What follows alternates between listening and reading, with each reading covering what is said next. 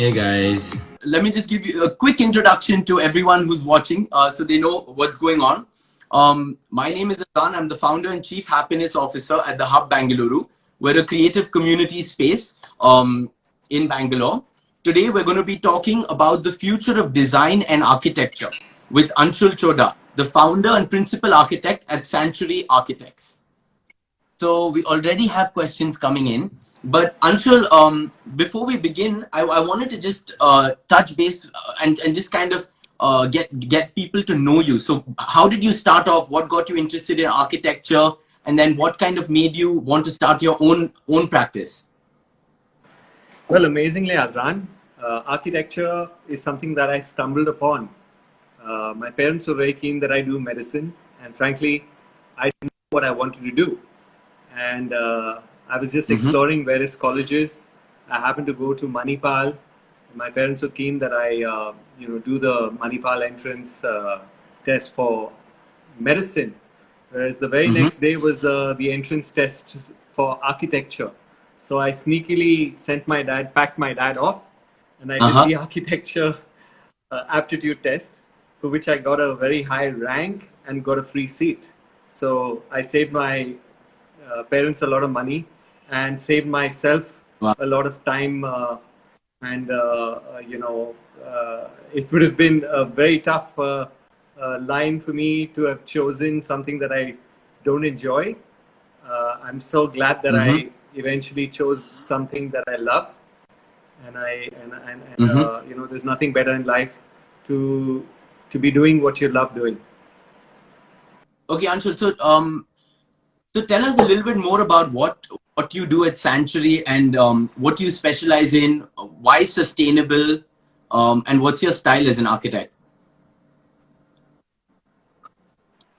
Well, at Sanctuary, we are here to do designs that are cutting edge and which are above ordinary, because what we want to do is change people's mindsets about materials and change people's mindsets about how building as a concept can be looked at so differently. And we have set ourselves on an exploration of sustainable architecture and green architecture, which means that we are always trying to experiment with ways and materials which are different from the regular.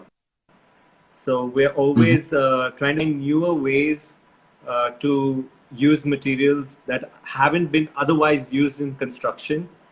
So we go very deep into materiality, and we go very deep into how the carbon footprint of a building should be net zero, which means that it's not just about materiality, it's also about how much energy that a building consumes. We want every building to be energy producers, not energy consumers. So, and that's the only way to look at buildings in the future, because buildings consume a very, very large amount of energy, not just in terms of their embodied energy, not just in terms of the amount of energy gone into the materials that are used to build buildings, but also in terms of consumption of energy in the form of air conditioning, in the form of heating, cooling, and lighting, other infrastructure in the building. So the idea of looking at a building as an energy producer rather than a consumer is going to be very pertinent going forward as resources dry up on this earth. And so one of the main reasons why we face climate change today is because the amount of energy and resources that we've consumed. And the building industry contributes to, unfortunately, almost 40% of the amount of energy consumed globally. Wow. So that is... Where do you think it's paradigm? Or do you think we're ahead of the curve, we're late to the party, we're somewhere in the middle in terms of using sustainable practices? We're actually very far from doing it, because we're so used to building buildings in the most conventional way. So if you actually look at the way our traditional buildings were, they used to conserve a lot of energy. So it's not like it's something that's very new. It's just that our circumstances and our materials have changed today. But if we go back into history, and if we study some of the historical buildings and the way Mm-hmm. they actually conserved energy, uh, there's a lot to gain from that.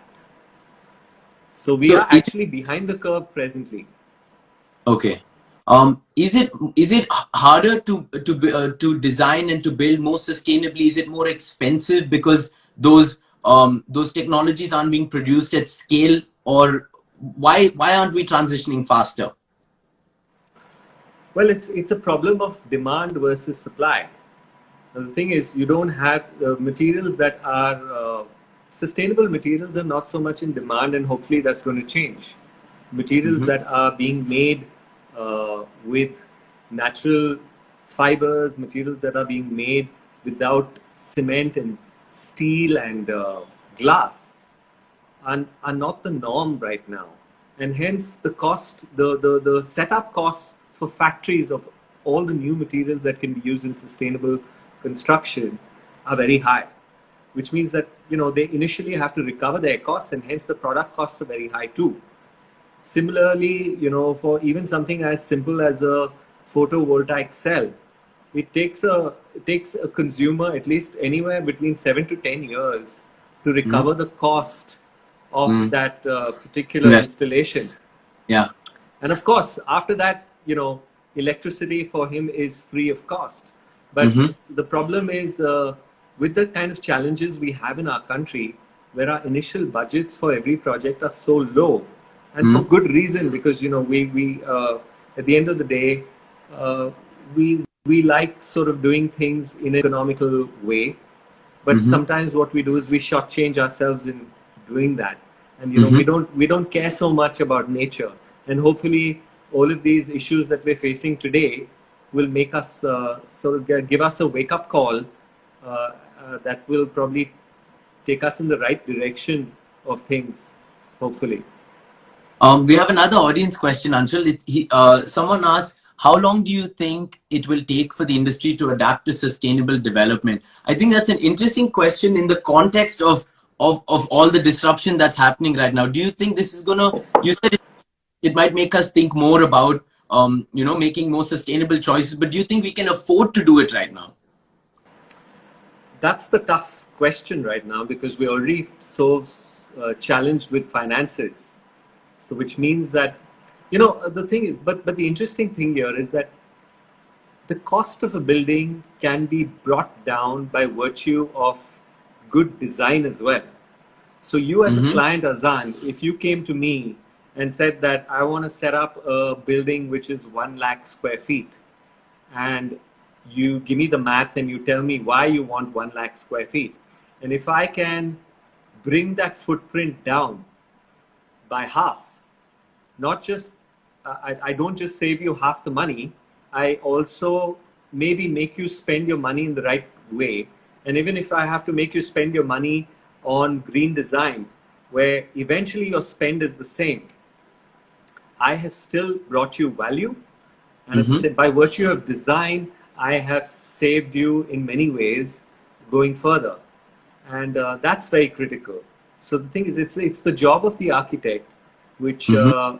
most people sort of think as very often as can do, because as an architect, you're not the only one building buildings. 80-90% of the country today are building buildings without architects, and the norm is such that people don't realize the value that an architect can bring in, and that's slowly changing.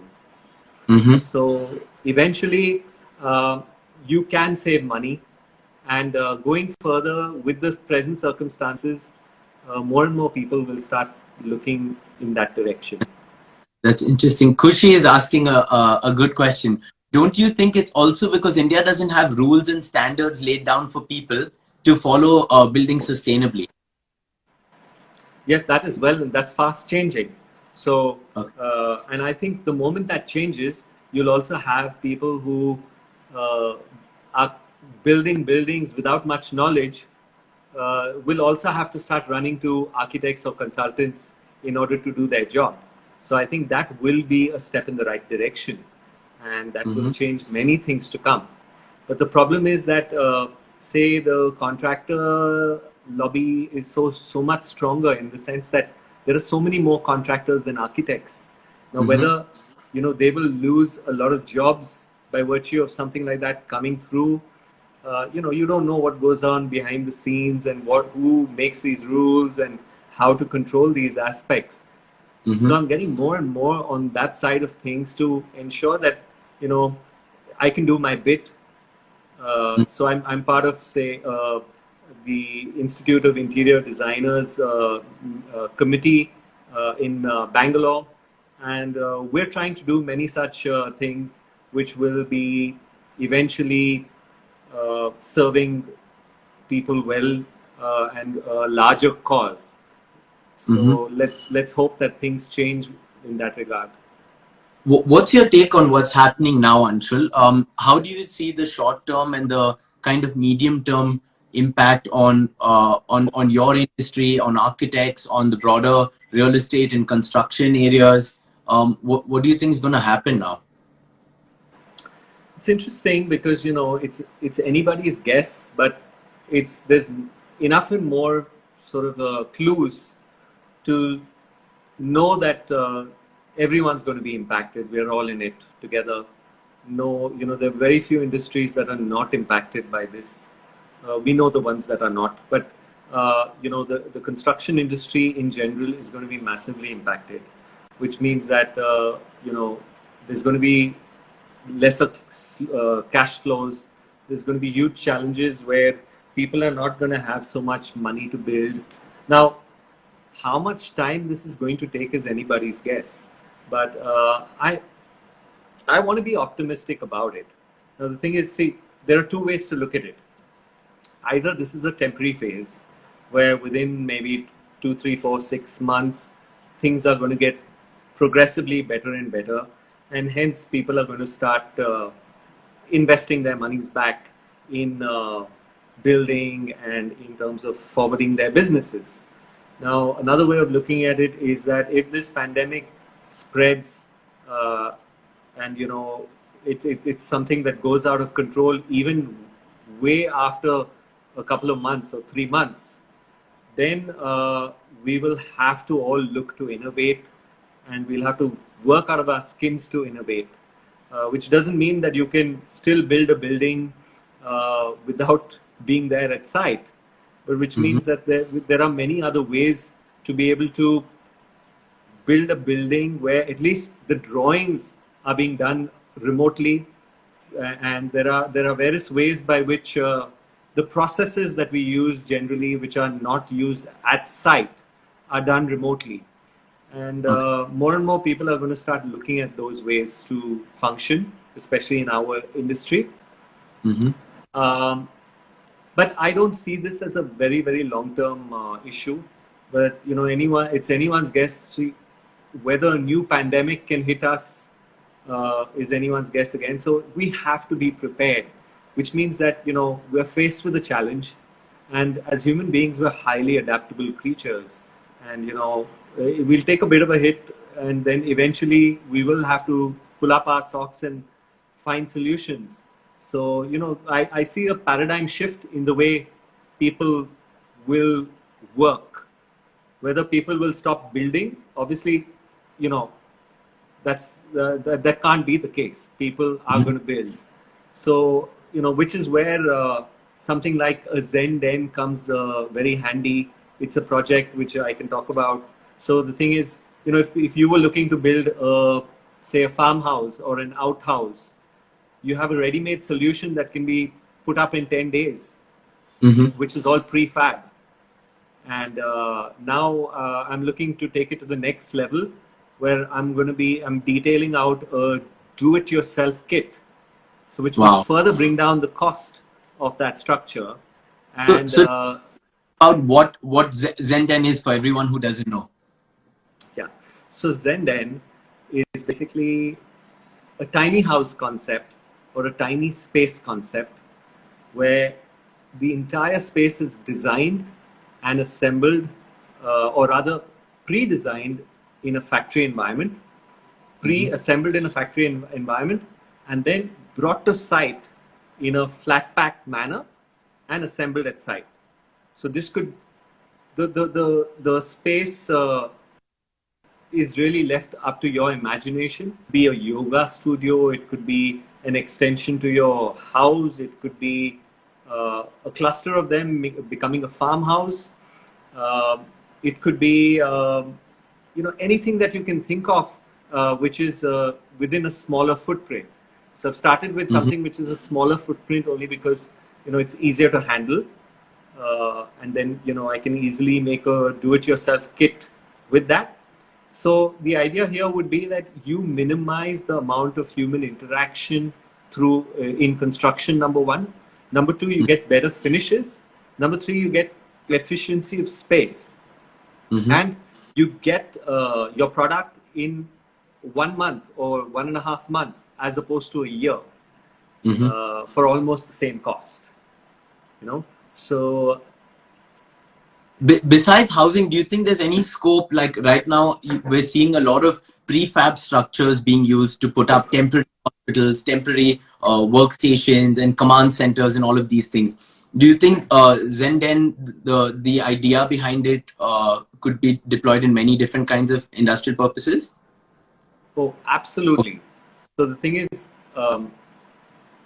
in pandemic-like situations, of course, I wouldn't say that this is still the most economical option. There may be a few other economical options, but they may not be as comfortable.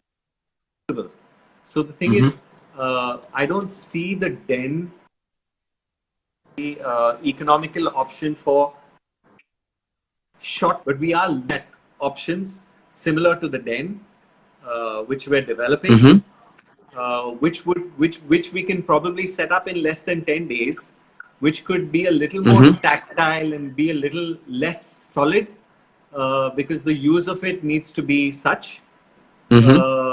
So yes, we're coming up with versions where in pandemic hit areas or in hurricane hit areas, these things can be set up in no time. So yeah, I'm just showing everyone a little glimpse at Zenden's website. If you guys want to know more, you can visit zenden.in. I've seen one in person at Anshul's office, and it's pretty cool what you can do with this concept. Pratibha is asking, do you have a signature style? I know you do, but I don't know how to describe it. Do you want to tell us? Yeah, so we have a signature style which is kind of contemporary, minimal, tropical architecture. Whereas get interior styles, it purely depends on the project, because we tend to do a lot of hospitality interiors. We always have a key to whatever we do. Our sort of baseline style is contemporary style. Then we mix and match it with various other styles to give it a very eclectic feel too, in most cases where we're doing our interiors. So I wouldn't say our interior styles can be defined in any one way. We have a very specific definition of our style, because it gives us a lot of room to play with with very unique materials and styles as well. So we do a mix of different things. Awesome. Shubham says, less is more or less is more? I would say less can be a bore unless you mix it up with something more. But less is generally enough. Awesome. Anshul, I wanted to ask you, how are you managing your team remotely, and to talk about how kind of if this thing plays out a little longer, what are the tools you're using to kind of work remotely as architects and keep going with life? It is tough, Azaan. We're working remotely and we've managed to work remotely pretty well so far. I have very defined tasks for everybody who's working remotely. They, they come in and they are managing to do their tasks. Luckily, we don't have too many designs pending right now. If it comes to any initial designing, that's when I'm required most with them. And I'm handling all the designing here remotely myself. And then what happens is I get into a conversation with them. Sometimes it's a Zoom call, but haven't had the need to do too many Zoom calls as well. We've somehow managed to do this over the phone, and it's worked pretty well actually. And I've seen some great work come out of in terms of quantum as well as quality. So I'm quite surprised. It almost makes me sort of question the fact that we have a fairly large office, Office space. accommodating so many people, and makes me wonder if it's a way to rethink about how people are going to think about office spaces as well. Definitely. There's going to be a big paradigm shift. I'm seeing that too, and I'm so curious to see how this plays out. And that transitions perfectly into the next thing that I wanted to ask you, which is what design and architecture look like in a post-corona world? Do you think things need to be spaced out? Do you think people are going to want to move away from open layouts? What do you think is going to happen? No, it is definitely something we have to think hard about now, because if say we don't come up with a solution for keeping people away from each other, then there's absolutely no choice that we have. We will have to sort of keep people more contained, which means that open office systems are going to go for a toss, which means that we're going back actually in time in terms of having these separate sort of modules and managers cabins and workstations which are separate from each other. Yeah. Right. Which is a little bit of a worry, because excitement of coming to an open space where everything seems like a cafe or a hub where you can work from anywhere is now all going to be questioned, because not everyone's going to be comfortable interacting with another person. But I'm optimistic about this. I was speaking with my roommate, who's a very close friend of mine, and he's into manufacturing, and he's into manufacturing medical technologically advanced medical goods and machines. And he was talking about how he's developing a band, right? And the band will be linked to an app, and you will be compulsorily have to be tested to know whether at what stage of the coronavirus you have, if you're totally free from it, right?